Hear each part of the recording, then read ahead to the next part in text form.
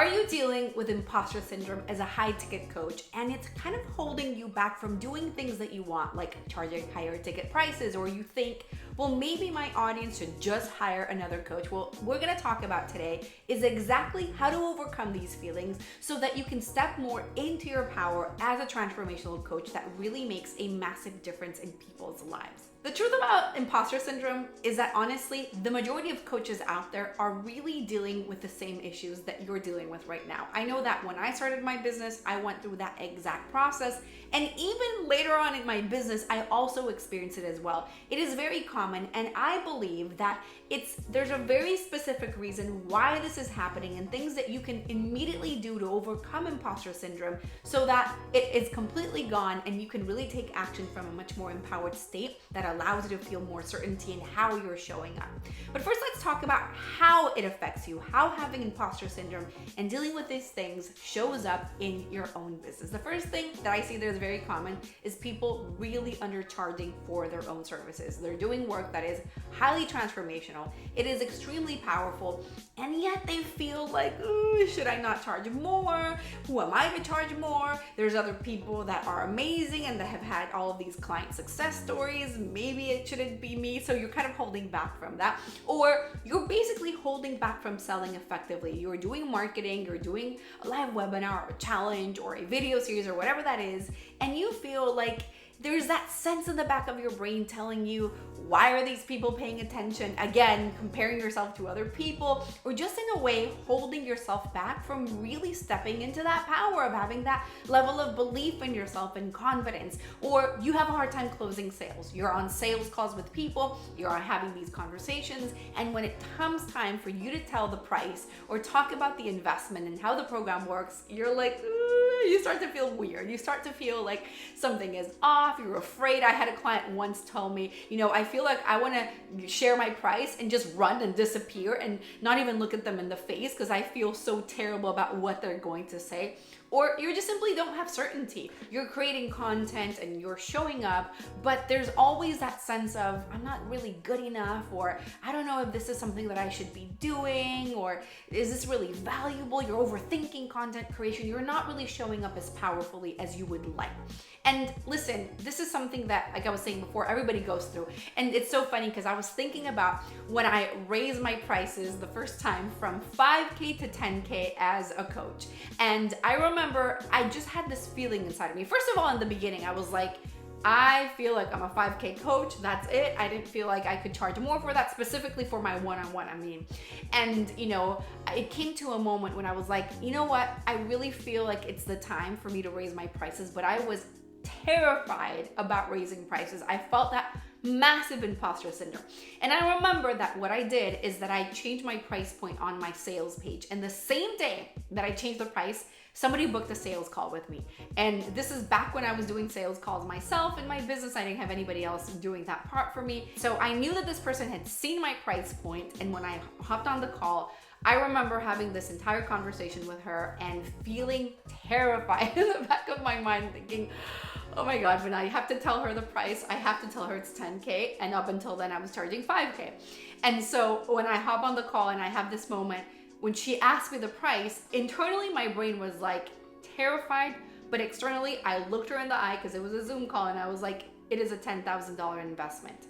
And her answer really surprised me because she said, wow, I thought it was more like 20K. You should be charging more for your services because what you do is really valuable. And I see people doing less than what you're doing, charging way more. And that blew my mind completely. Obviously, she ended up becoming a client of mine.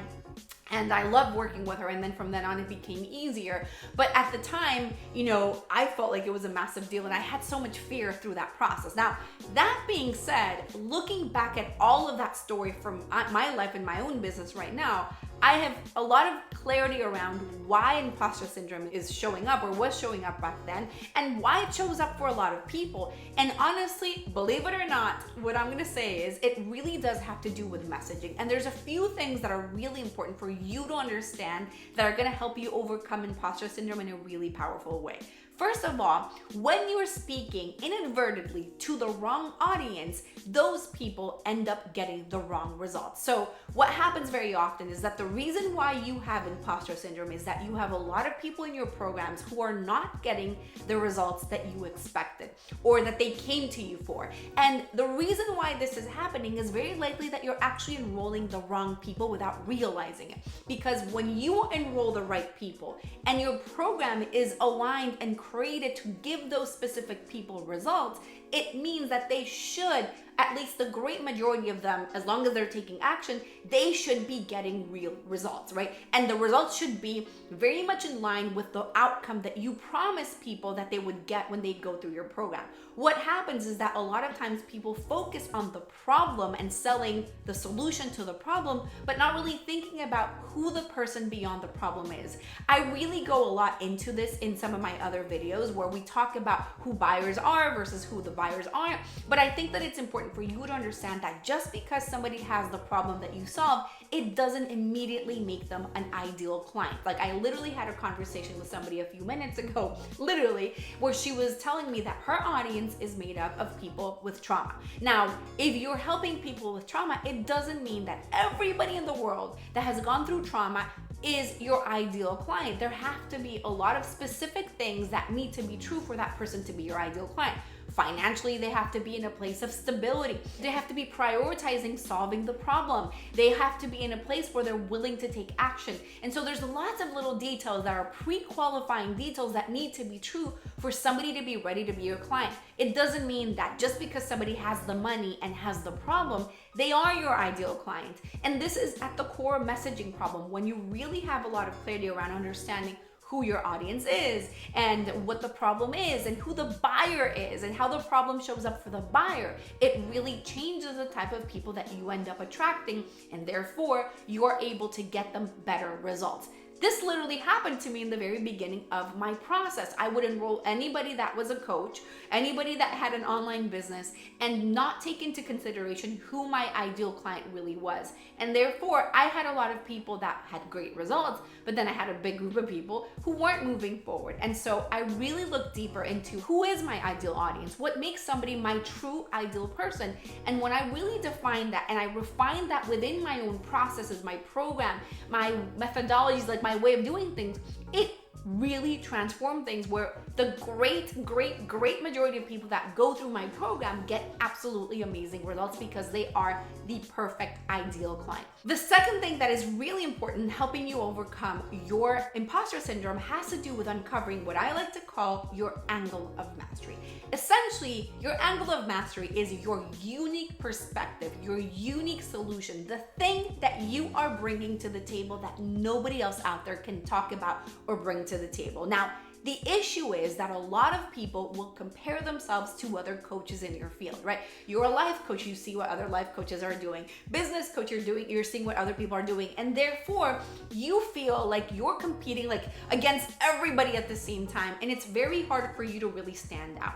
This literally happened to me as well. I went through a business coaching program, and in the beginning, a lot of the work that I was doing, this is back in 2016, was very similar to the work that my coaches had been teaching me. And therefore, there was always that sense of, when people would come to me of, well, maybe they should just hire this other coach because they have more experience than I do. They have more knowledge than I do.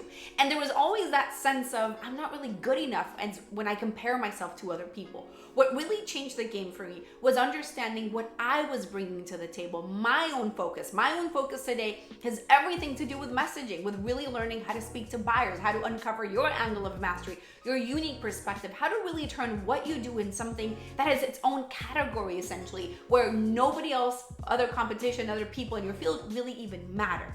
And so when you're able to really stand your power in your message because you know what it's about, you know what you stand for, it doesn't matter who else is out there because at the end of the day, they're not you. When messaging, one of two things typically happens when you're trying to explain what you do. Either people tend to simplify it too much because it's like, I don't want to overwhelm people, let me keep it simple. So you end up saying things like, live your best life. And that's it.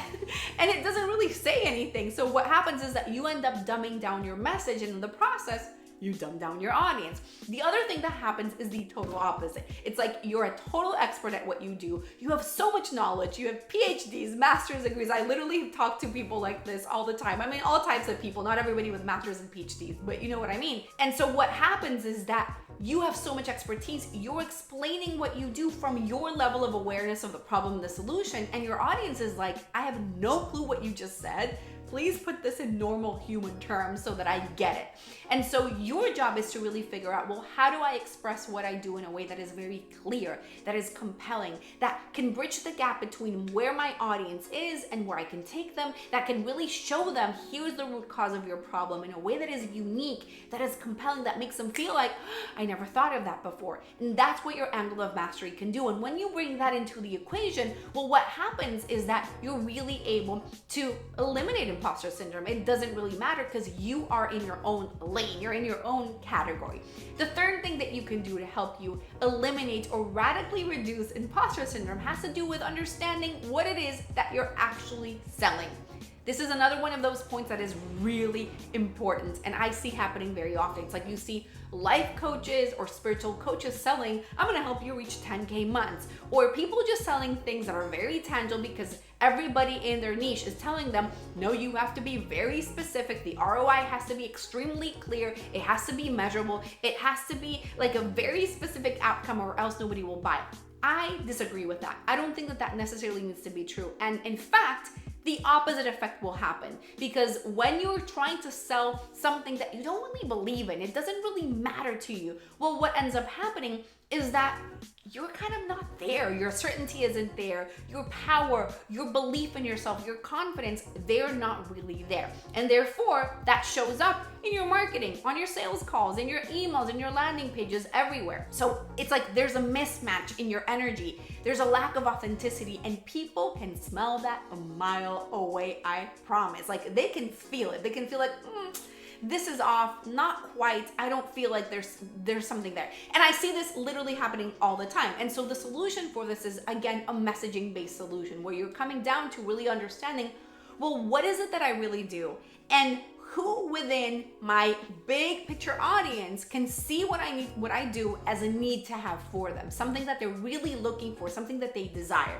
And how does that problem show up for these people? So the clearer you are at bringing these pieces to the equation, the more powerful your entire message is going to be, and you're going to feel more confident in selling versus, I'm selling this thing because people say it's easier. Like people think it's easier to sell, money-based things when it's really harder because the competition is massive. I actually had a client that had something similar to this happen a few years ago. She had come to me as a weight loss coach and her whole messaging was around like, I'm gonna help you lose however many pounds in however many weeks. And that was the whole thing. But there was such a big sense of imposter syndrome, which of course she didn't call it that necessarily, but it was like, I don't feel like I want to create content. I feel burned out. I'm having a hard time showing up. Or when I got on sales calls, I don't really know what to say. It was like a lot of self-doubt and overthinking in how she was showing up. And the truth is that it was imposter syndrome. She just didn't realize it because that's not what she really wanted to do, or that's not what she really wanted to stand up for. She didn't want to be like the weight loss person. It was really about actually the opposite in a way, not gaining weight, but of really feeling connection to your body and what your body wants. And that's what she did. And that's what the results that her clients were having were all about. And so when we shifted her message to focus more about really reconnecting with your body and what your body wants and accepting yourself and all of these different things, that's when number one, she started getting amazing results and that imposter syndrome like immediately disappeared for her. That's really what it's about. When you overcome imposter syndrome, it's really around, well, how do I really get clear on what do I do, what I actually do, what I'm actually really selling for my audience, not because it's the thing that sells, but it's because it's the thing that I truly believe in. And these are all the ways in which imposter syndrome might show up. Let me know in the comments how imposter syndrome is showing up for you, whether you resonate with some of these things that we talked about today, and what are you doing to overcome it in the future as well. I have a couple things for you. Number one, I have a training where I go really deep into how to turn what you do into a need to have for your audience. You can find the link for that below. This is a secret series that I created called The Need to Have Formula, where I walk you through how to really turn what you do from a nice to have someday into I need that right now. The second thing is hopping on a free 15-minute brand message assessment where I will personally take a look at your messaging, your content, your marketing, your things that you're putting out there, and making sure that what's coming through is authentic to you.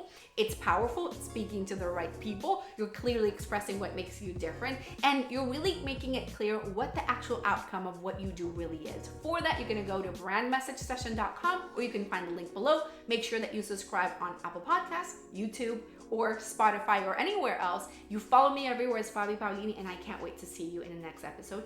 Bye.